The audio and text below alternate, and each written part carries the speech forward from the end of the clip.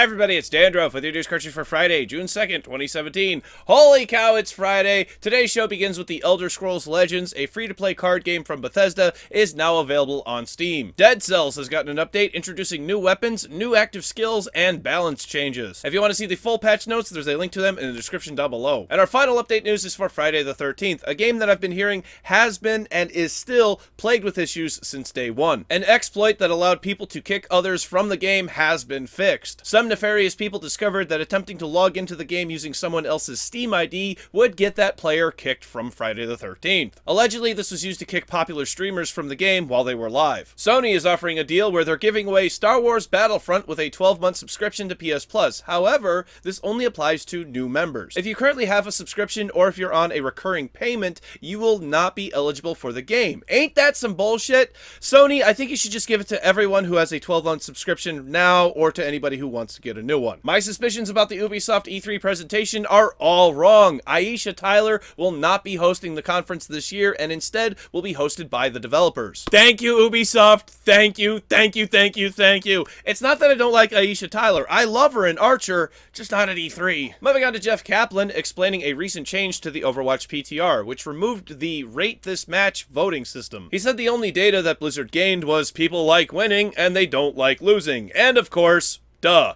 He explains that this is an effort to eliminate some of the clutter on the UI, and never actually explains how the rating system should have been used. Personally, I thought it was for the matchmaking system. I would sometimes even vote higher on games that I lost that were hard-fought victories because I felt like the matchmaking was up to par. And I voted lower on games I've won because I completely steamrolled the enemy and I didn't feel like the matchmaking was right. But we'll never know because it's never been explained. I'm not sad to see it go, and if they were never going to explain what it was for in the first place, then removing it doesn't change anything. Now does it? Up next is some Nintendo news, one that I think Nintendo should probably rethink if they can, but unfortunately I don't think they'll be able to. The setup for voice chat has been revealed for the Nintendo Switch, along with the official headset for Splatoon 2. You will need to plug an adapter into your phone and into your Switch, and then you'll need to plug your headphones into the adapter. Just a tip for future developers: don't do this. This is a horrible design that is very telling of underpowered hardware that is not capable of handling a feature like this on its own. In relation to that, the annual fee for the Nintendo Online service has been revealed to be $20 US,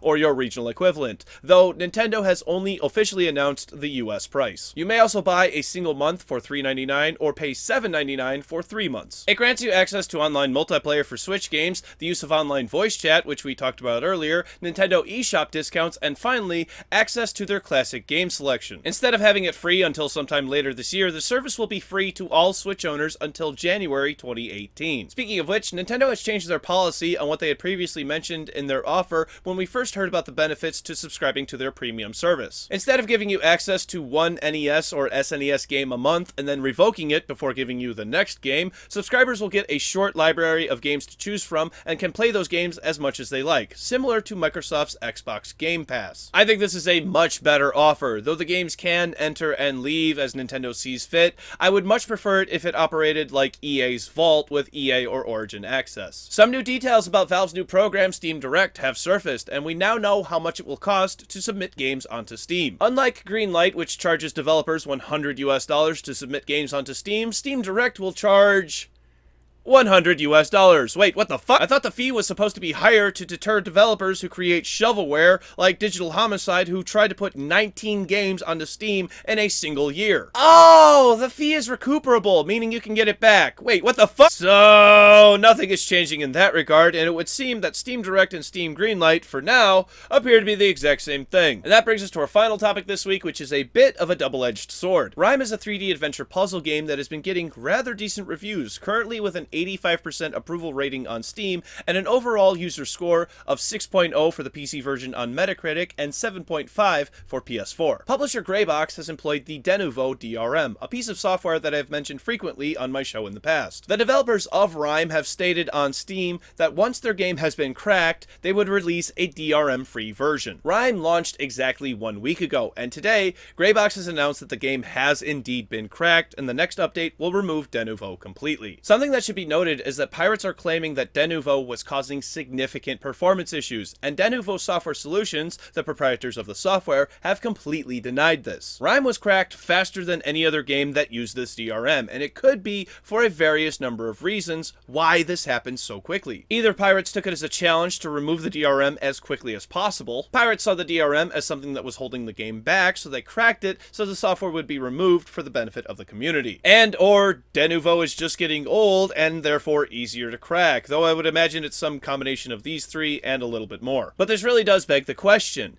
If the company claims there is no difference in performance, then why remove it at all? And I really have to ask at this point, why even bother in the first place? If someone pirates a game, there is no way to tell if that person would have bought that game instead. Some people won't buy games, they'll just wait for the cracked version to come out, and if that version never comes, they just won't play the game. And remember, I'm not advocating piracy, nor am I thinking of anyone specific in mind. All I'm saying is that these people exist, and they're going to pirate for the sake of pirating. I would just like to know if Greybox thinks it was worth paying for the DRM when they only got about a week's worth of time out of it. If you have any thoughts on DRM that you would like to share, then please leave them in the comment section down below.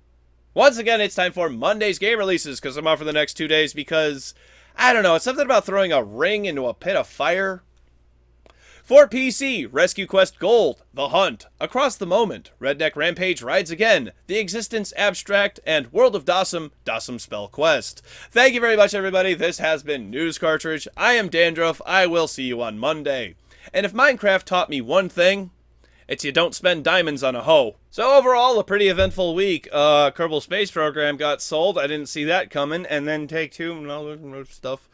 Oh, this has been a really crazy week, and this would have been the week I take off. So yeah, I'm kind of happy I didn't take off this week. Speaking of which, if you haven't heard, I'm taking off the week after E3. So not next week or the week after, but the week after that, starting June 18th, I believe. It's June 18th, or June 19th would be the Monday. June 18th is the Sunday. I'm pretty sure that I'm going to be uploading on Friday. I will have Saturday off, and then Sundays, or Saturday really starts my vacation. Friday, whenever I'm done, starts my vacation, really. So just mark your calendars. I will not have any episodes the week of June 19th to the 24th, I think that is. 19th to the 24th. So you'll just have to go find news elsewhere. I'll try to tweet like I did last time when I was on break. I'll just try to tweet a bunch of articles so people can go read themselves.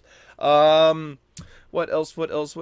I can't wait to go play some Oxygen Not Included today. I just think I haven't really been able to play games for the last couple days because of the show and the daughter and whatnot. So hopefully I'll be able to play some games tonight and stream. I got Twitch affiliated, which is nice. Maybe I'll be able to make some money tonight. That'll be good. The motherboard that I asked about yesterday, I got a couple of responses for, and thank you, but it may just be the SSD, and if it's just the SSD, I have a spare one. I don't really want to send it to him because it's my absolute, that's my spare. The one that I had was like, I don't really need this one. The one that I have, that's my spare. I need my spare, but I'll give it to him if it all gets up and working right. I really don't know what's going on with it. I just think it's the drive because it will post, it will go to BIOS, and it will ask for bootable media if there's no disk, if there's no operating installed. So I'm thinking the solid state drive went bad in the ship. I don't know how in the shipment over. That's the one thing that I was like, this thing will be fine. It should be fine because it's a solid state drive. I don't know. I don't know what caused it. I just know that I would rather it be the solid state drive because that's that's an easier fix. That if I wanted to spend a little money on it, I could fix it a lot easier. But I could buy him the same drive for like $75. I don't want to do that because I'm already in this for a lot, and I'm just giving away money, really. But I don't want to just leave him with a computer that doesn't work. So we're gonna try to get his operating system installed on a hard drive. If that does work, then I'm just gonna send him a solid state drive. We'll reinstall the operating system on the solid state drive, and he won't have a 250 gig drive. He'll have a 120 gig drive, but it'll be faster. It'll be better. So less space, but faster. I don't know. We'll have to see we'll have to see what happens. Thank you to the 3 or 4 people who had responded to that. Thank you so much. Thank you. It's nice to know that I can ask for help and people are willing to respond. What else? Denuvo. I don't really like DRM. I don't like it. I am not a big fan. And especially if it is going to cause a performance hit. I believe the pirates. I don't believe the company that's trying to that made the thing and has got has stake in it versus the pirates who literally have no stake in it. They're just like, hey, yeah, playing the game with the DRM in is it performance hit. If you take the DRM out, there's no performance hit.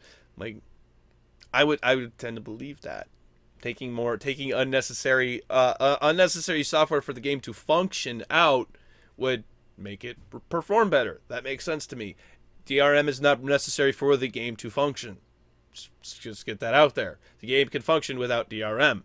So any game could function without DRM. That includes GTA Online. But Rockstar has their DRMs in place. I can't say I blame them. I'm not complaining. I don't like it, but they gotta do what they gotta do for the way that they think they gotta do it. Anyway, camera's about to die. Bye, everybody. Social media links are over here. Click over here, subscribe. Click over here to watch yesterday's episode where we talk about microtransactions and Take-Two wanting to shove more microtransactions into their games. Take-Two want to shove Bye, everybody. Play some games. Bye.